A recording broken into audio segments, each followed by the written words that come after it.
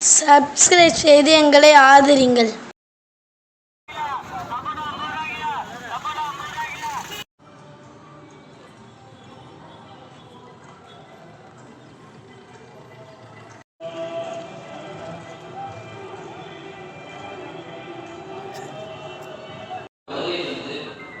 தலைவரையாக உள்ள பண்ணாயிரம் பெட்டகம் முள்ளியார் அரசர் கல்லூரி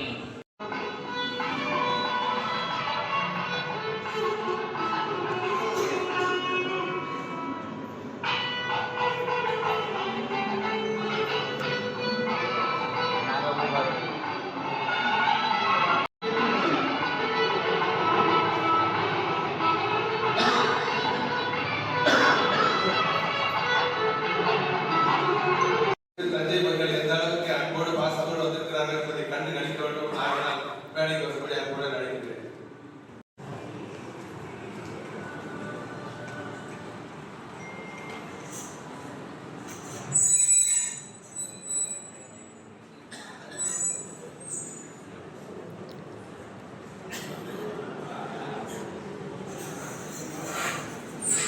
தமிழ் எழுத்தாளர் கழக வேளாண் தலைவர் திரு ஆண்டியப்பன் ஐயா அவர்கள் நான் சிங்கப்பூரில் 15 ஆண்டு காலம் கல்லூரியிலே பணியாற்றி வந்திருந்த காலம், அந்த காலத்தில் இருக்கிறார்களோ ஒரே தெருவிலே 4-5 கோயில்கள் இருக்கின்றனவோ அவ்வாறு நம்முடைய சங்கங்கள் தமிழுக்காக இருப்பது நல்லது என்ற நோக்கத்திலே நான் இந்த அரசு இலக்கியமன்றத்தை 2 ஆண்டுகளுக்கு முன்பு தொடங்கினேன்.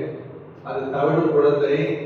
அந்த குழந்தை பண்ணாயிரம் பெட்டகம் முனைவர் சண்முக சரவணபதி ஐயா அவர்களை இப்பொழுது அழைக்கின்றேன்.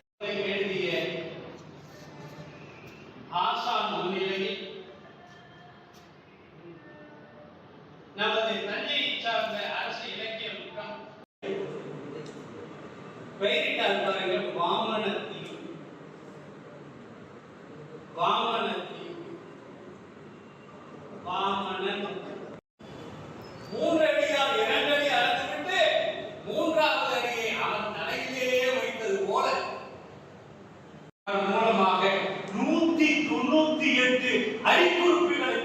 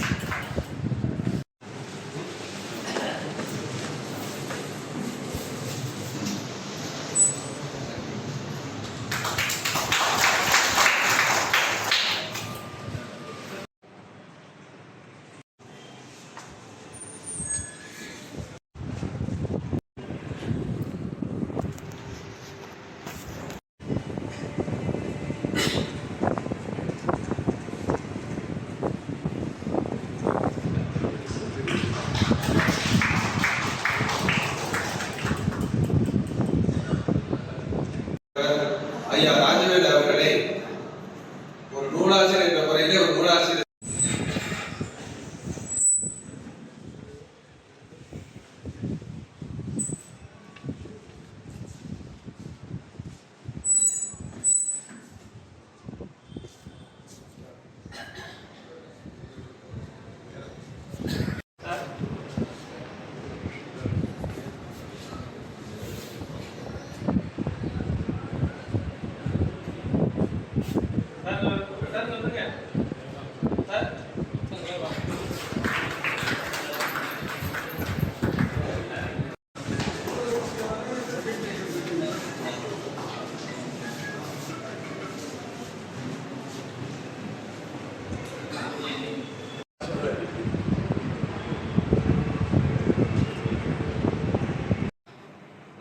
நிறைந்தவர்களை எல்லாம் இங்கே சந்திப்பதில் நான் மகிழ்ச்சியும் பெருமையும்.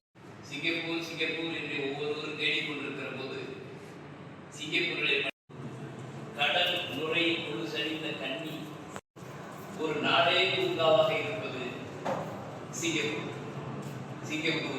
அழகிய குயில் தோப்பு சிங்கப்பூர். அழகிய கட்டடங்களின் கவிதை தொகுப்பு சிங்கப்பூர். பூக்களின் புன்னகை தோட்டம்